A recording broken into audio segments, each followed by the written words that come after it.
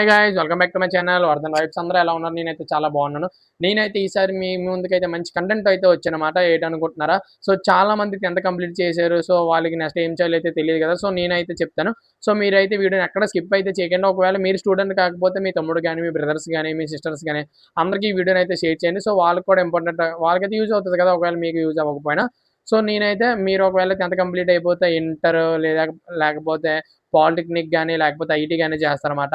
So ఇంటర్‌లో టోటల్‌గా 5 groups అయితే ఉంటాయన్నమాట. ఏంటేంటి అనుకుంటున్నారా? ఇంటర్‌లో ఎంపీసీ, సెకండ్ గ్రూప్ ఏమో బైపీసీ, థర్డ్ గ్రూప్ ఏమో ఎంఈసీ, ఫోర్త్ గ్రూప్ ఏమో సీఈసీ, ఫిఫ్త్ గ్రూప్ ఏమో హెచ్ఈసీ.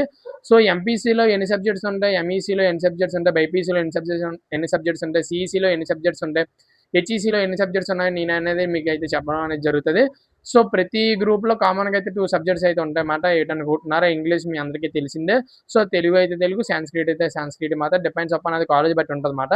సో ఇవైతే 2 సబ్జెక్ట్స్ ప్రతి గ్రూప్‌కి కామన్‌గా అయితే ఉంటదన్నమాట. సో మీరైతే వాళ్ళేదో చెప్పారని, సో లేకపోతే ఈళ్ళేదో చెప్పారని, లేకపోతే పెద్దమ్మల గురించి చెప్పారని, పిన్నాల గురించి చెప్పారని చెప్పేసి మీరైతే గ్రూప్ అయితే తీసుకోకండి. మీరైతే ఫ్యూచర్‌లో ఏదైతే చేద్దాం అనుకుంటున్నారో, లేకపోతే మీకైతే ఏ డ్రీమ్ అయితే ఉందో, సో మీరు దానికి తగ్గట్టుగా గ్రూప్ అనేది తీసుకోండి. లేకపోతే నాలా మీరు కూడా చాలా సఫర్ అనేది జరుగుతారు.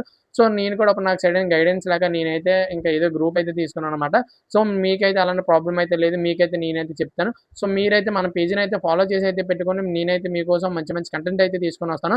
మీ బ్రదర్స్‌కి గాని, మీ ఫ్రెండ్స్‌కి గాని, మీ సిస్టర్స్ గాని అలాగే అందరికీ ఈ వీడియోని అయితే షేర్ చేయండి. ఎందుకంటే మీకు యూజ్ అవ్వకపోయినా సరే వాళ్ళకైతే యూజ్ అవుతది.